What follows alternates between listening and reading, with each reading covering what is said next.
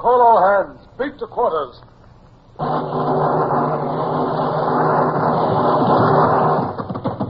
Man up the guns. Stand by the starboard battery. One broadside into it, if you please, Captain Bush. Pointers on target. Linstocks ready. Aye, sir. Ready. Fire!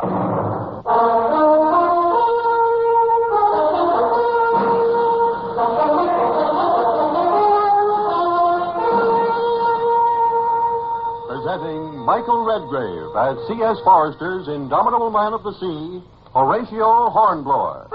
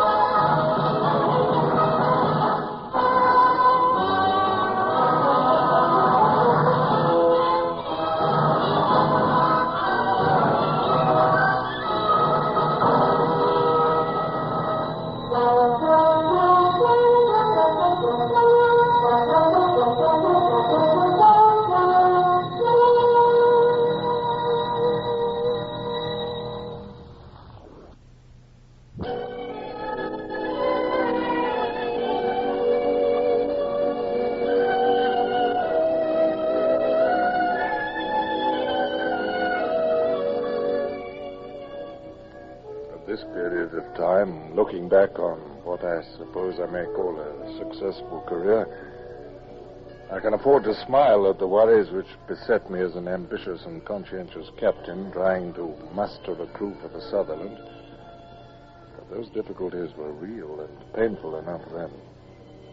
I stared gloomily from the window of my lodging house and listened to Lieutenant Bush as he read my carefully worded proclamation to the small and highly derisive crowd of loungers in the market square. Hear ye! To all young men of spirit, seamen, landsmen, and boys who wish to strike a blow for freedom, and make the Corsican tyrant wish he'd never dared the wrath of these British Isles. His Majesty's ship, Sutherland, of 2 decks and 74 guns, is at present commissioning at Plymouth, and a few vacancies still exist to complete her crew. Who wishes for a hatful of golden louis d'or for prize money? There will be fiddlers and dancing every evening, and provisions at 16 ounces to the pound. Yes, wonderful tech. The best of beef, the best of bread, and grog at midday every day of the week. All in addition to the pay under the warrant of His Most Gracious Majesty King George. Pay what pay? Yes, you get angry if you ask for it. Where's my man gonna get paid?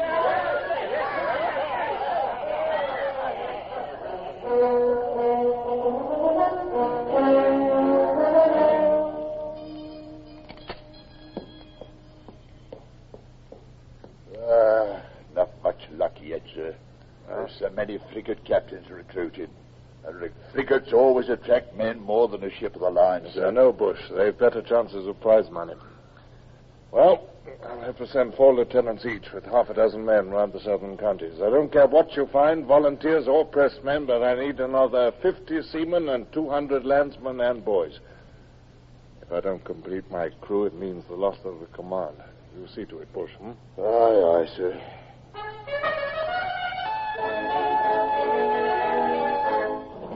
Master at Arms wishes to report, sir. What more indiscipline? He has my orders to flog the skin off any mutinous seaman.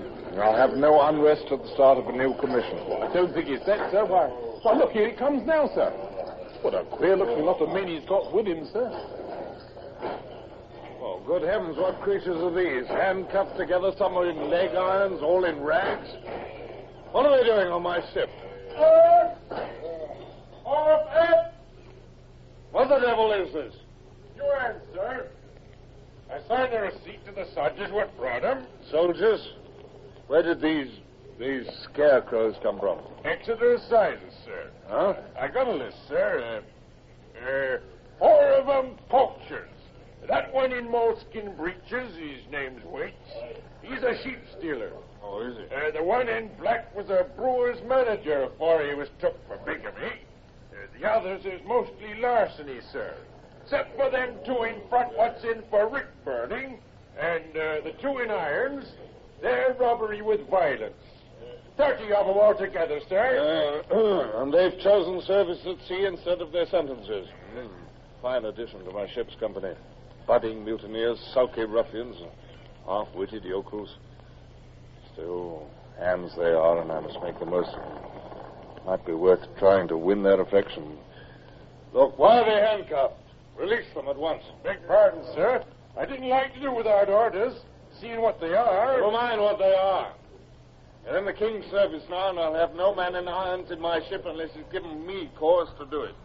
No, sir. These men are recruits in an honorable service with an honorable future before them. Now listen, men. Any man who does his duty as best he can has nothing to fear in this ship and everything to hope for. Now I want to see the dirt of the place you've come from washed off. Dismiss. Rice, find one of the purser's mates and see that these men are properly dressed. Aye, sir.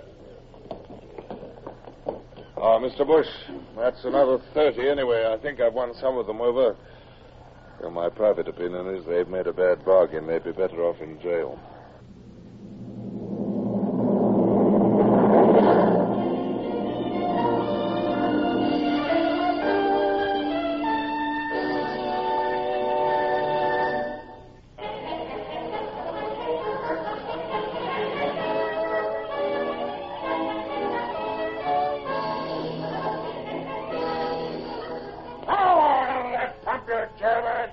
Let's see the color of your eyes. When we get the cut on you, we see the color of your backbones, too, if you've got any. Get on, help us trying to make sailors of you. You'll likely finish up overside with a shot at your feet before we make us in. And a good job, too. Thompson, what's the meaning of this? Beg your pardon, sir. We're cleaning the prison dirt and fleas off them. But none of them ain't ever had a bath in their lives, and they won't get under that pump, sir. I won't have those men cowed, Thompson, and I won't tolerate bullying. One day, all our lives may depend on their loyalty. Clean them by all means, but no bullying. Here, I'll speak to them. Look, under the pump with you, men. It won't hurt you. When we get to sea, you'll see me under that pump every morning at 7 bells. Isn't that so, you others, huh? All right. You there, your name's Waits, isn't it? Now, set them an example. Under you go. Come on. Yes, sir.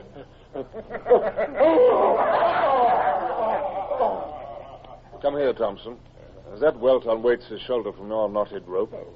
Well, sir, I had to use my starter a bit, sir. Now, understand this. I won't have a petty officer on my ship who doesn't know when to use a starter and when not to. I'm not soft, but those men are bewildered, and hitting them won't clear their heads. Another mistake of this kind, and I'll disrate you. Now, get forward before I have you flogged in front of these jailbirds.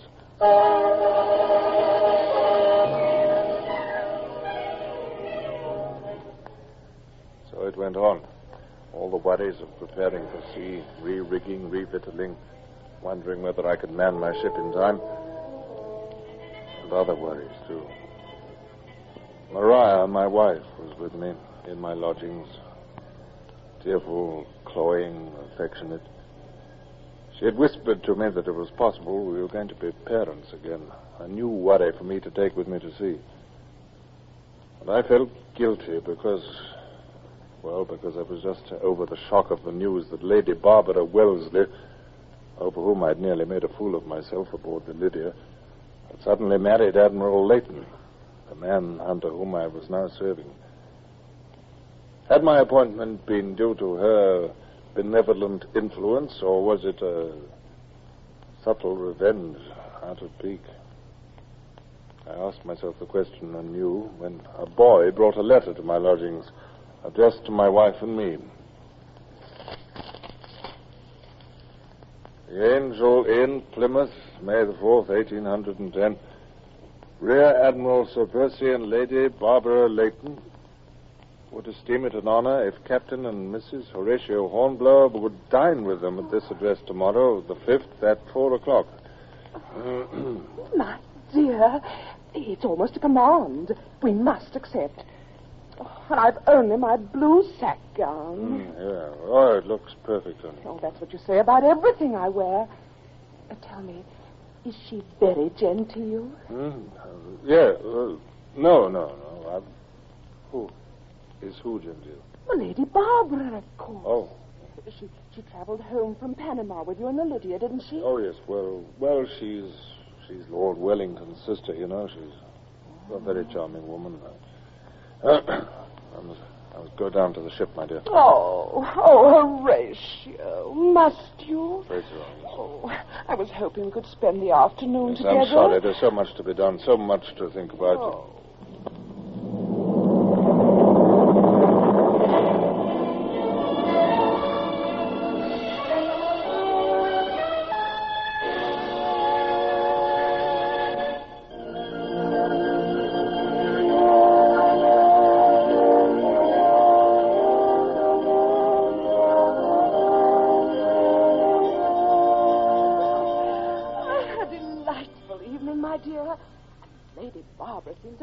Genteel person.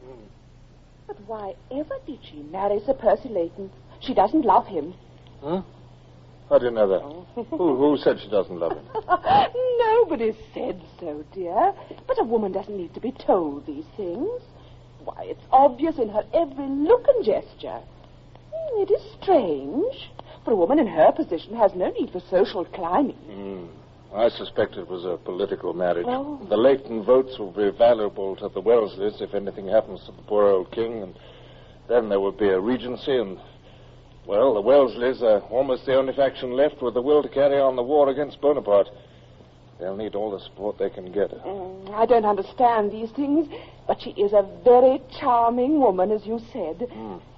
She asked if I was to accompany you on this voyage, but I explained that with the hopes we're beginning to cherish, it would be inadvisable.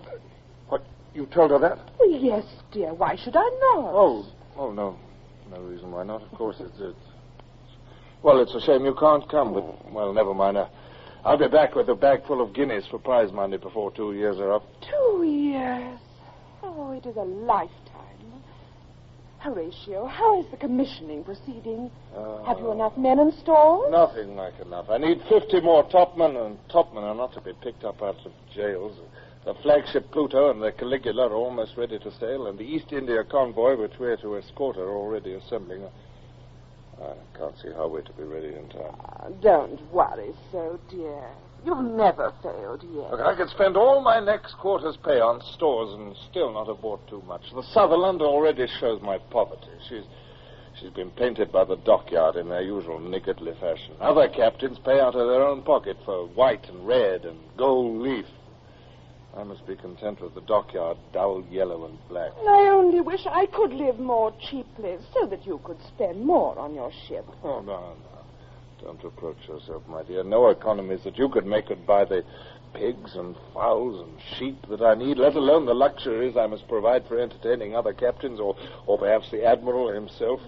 Apples, cigars, raisins, cheese, port, sherry, Madeira, peppers, cloves, allspice, prunes, figs, a chest of tea, wax candles, a dozen shirts, 4 more pairs of silk stockings. Oh, I could go on endlessly. Oh, let's go to sleep, my dear. The problem will keep till tomorrow. Avast there! I said avast there! Your eyes! Belay! You'll have to use landsman's terms to them, Harrison. They're not seamen yet. They don't know what avast or belay mean. The lovers don't know what anything means, sir. Hey, stop! I said keep Elliot's not see. Damn my blast, you empty yokel. Hey, you Cornish pesty. You're not in the tin mine now. It's brain you want, not brawn. What? You'd raise your hand to me, would you? Get up, you mutinous pig, before I kick your face in. Here, where's my lieutenant? I'll show you. I don't think we'll ever make seamen of some of them, sir. Shall I arrest that Cornishman for attempting to strike a superior, sir? No, Mr. Bush. He's too raw to realize what mutiny entails. At the moment, Harrison's method is best. After a week or two, he'll settle down a bit, I hope. They'd better, or there'll be some floggings or hangings. I'll keep the man at it, Mr. Bush. I shall go below and study my orders.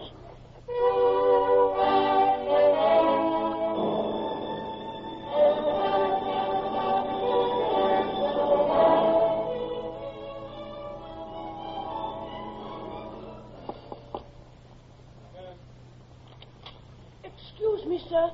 Mr. Bush sent me to say the last of the stores are coming aboard, sir. Oh, very well, thank you. Wait a moment. You're Midshipman Longley, aren't you? Mr. Gerard's nephew? Yes, sir. My first voice, sir. Oh. Well, Mr. Longley, attend to your work and do your duty, and you may be a captain someday. Oh, very well. Tell Mr. Bush I'll be out presently. Yes, sir. Hey, Mr. Longley. Yes, sir. Come inside, boy. Well, come in. Stand still. What was it you said last? I said, sir, that Mr. Bush No. What did you say last? Last, sir? I said, yes, sir. Oh. What ought you to have said? Aye, sir. Very good. Well, remember that. You've a certain quickness of understanding. You learn how to handle men, and you'll make a useful warrant officer. You may go. Aye, sir.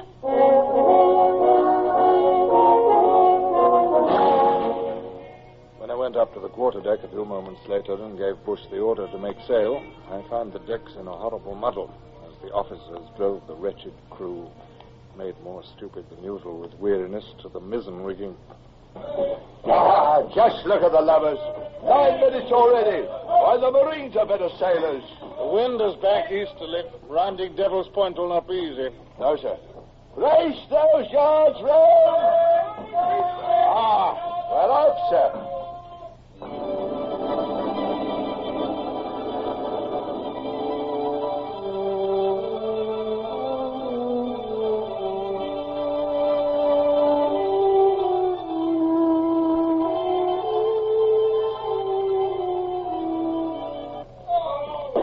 Look at those fools of transports, Mr. Bush, scattering before the wind as if they actually wanted to be snapped up by a privateer. The flagship shortening sail. Get our royals in. Aye, sir. Flagship signal, sir. It's the Caligula. Make more sail. Take station ahead of convoy. Oh. Gad, it's Captain Bolton who's got that job and not me. We'll have to run down to hailing distance and perhaps fire a gun before those transports have taken any notice of him. Well, I'll be damned. Now, the Indiamen are shortening sail, and as though the convoy wasn't scattered enough. Admiral signaling for the Indiamen, sir. Make sail. I'll bet he's raving mad. But you can't court-martial them. But those India captains make £5,000 out of a voyage. What do they care about an admiral? I'd make them mind if I were in command. Night coming on, and the convoy scattered almost before it started.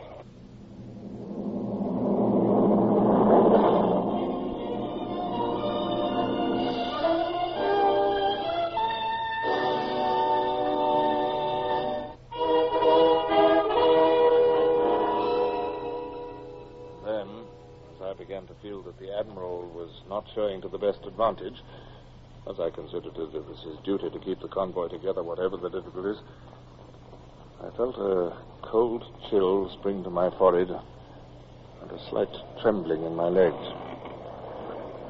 I knew what was coming. It happened at the start of almost every voyage, but I loathed and feared it. I would not give in. I would not. Naval signal, sir. Flagship to Sutherland. Take night station. Very well. Acknowledge. Mr. Bush, take... Aye, sir. Quarter mile to windward of convoy, sir. Look out, sir. Oh, I thought you were going to fall. Yes, I've not quite found my sea legs, Mr. Bush. I've been ashore too long. Lord Nelson was just the same, sir. For the first day of each voyage, he'd stumble like a baby. Talk about feeling ill, sir. My resistance was at an end. Blindly, drunkenly, I staggered to the companion rail, lurched down to the half-deck, and along to the door of the after cabin. Paul Wheel, my steward, was laying dinner at the table.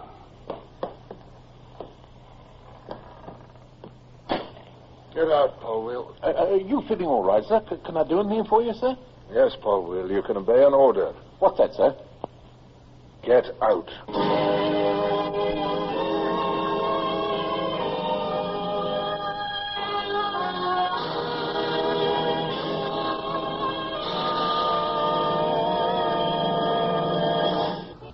Horatio Hornblower, starring Michael Redgrave, is based on the novels by C.S. Forrester. Music composed and conducted by Sidney Torch. Produced by Harry Allen Towers.